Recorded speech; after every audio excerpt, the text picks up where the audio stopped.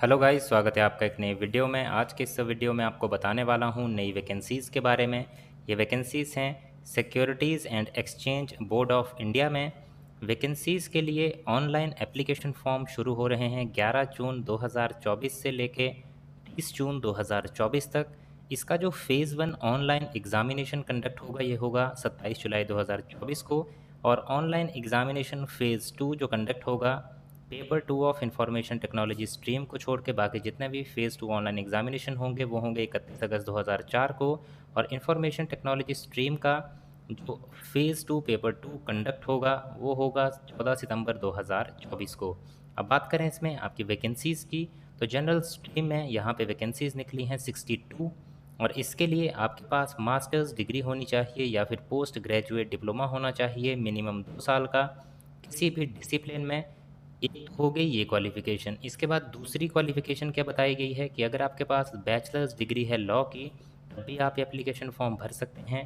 तीसरी एलिजिबिलिटी बताई है कि बैचलर्स डिग्री है अगर आपके पास इंजीनियरिंग की तब भी आप ये एप्लीकेशन फॉर्म भर सकते हैं। और चौथी क्या बताई है कि chartered accountant, chartered financial analyst, company secretary और कॉस्ट अकाउंटेंट ये भी ये एप्लीकेशन फॉर्म भर सकते हैं। तो 4 तरह की एलिजिबिलिटी में से कोई एक एलिजिबिलिटी अगर आपके पास है तो आप इस एप्लीकेशन फॉर्म को भर सकते हैं। इसके बाद अब बात करें लीगल स्ट्रीम की, तो लीगल स्ट्रीम में यहाँ पे हैं 5 वैकेंसीज़। इसके लिए आपके पास बैचलर्स की डिग्री होनी चाहिए लॉ में तो आप ये एप्लीकेशन फॉर्म भर पाएंगे। इसके बाद है आईटी की 24 वैकेंसीज़ जिसके लिए आपके पास बैचलर्स डिग्री होनी चाहिए इंजीनियरिंग की किसी भी ब्रांच में, या फिर दूसरी एलिजिबिलिटी है इसके लिए कि बैचलर्स की डिग्री होनी चाहिए किसी भी डिसिप्लिन में और पोस्ट ग्रेजुएट क्वालिफिकेशन हो आपकी computer science, computer application, information technology में, तब भी आप एप्लीकेशन फॉर्म जो हैं वो भर पाएंगे। नेक्स्ट यहाँ पे एलिजिबिलिटी की बात करें रिसर्च के लिए, तो रिसर्च स्ट्रीम में 2 वैकेंसीज़ हैं। इसके लिए आपके पास डिफरेंट तरह की यहाँ पे क्वालिफ़िकेशंस बताई गई हैं जिनमें से आपके पास कोई भी एक क्वालिफ़िकेशन होनी चाहिए। तो पहली क्वालिफ़िकेशन है इसके लिए कि आपके पास मास्टर्स की डिग्री हो या पोस्ट ग्रेजुएट डिप्लोमा किया हो आपने economics, commerce, business administration, econometrics, quantitative economics, financial economics, mathematical economics, business economics, agricultural economics, industrial economics and business analytics. तो ये पहली क्वालिफ़िकेशन रही।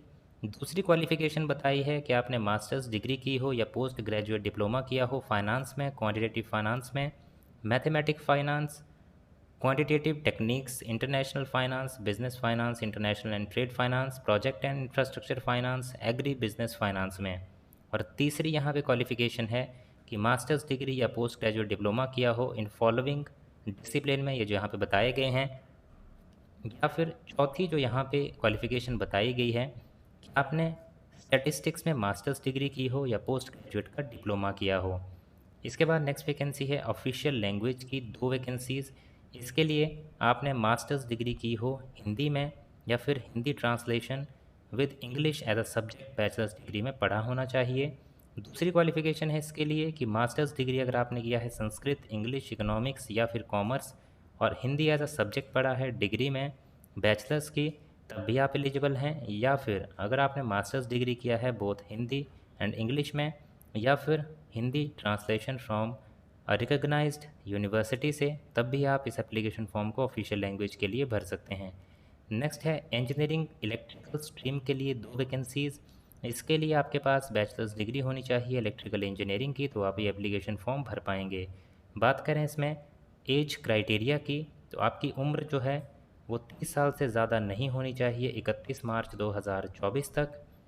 और इसमें अपर एज लिमिट क्राइटेरिया जो सेंट्रल गवर्नमेंट के द्वारा रिलैक्सेशन दिया जाता है रिजर्व कैटेगरीज़ को, वो यहाँ पे एप्लीकेबल रहेगा। मोड ऑफ सिलेक्शन की बात करें तो इसमें 3 स्टेज प्रोसेस रहेगी। फ़ेज़ 1 ऑनलाइन स्क्रीनिंग एग्जामिनेशन होगा जिसमें 2 पेपर्स होंगे, 100 नंबर का हर एक पेपर होगा।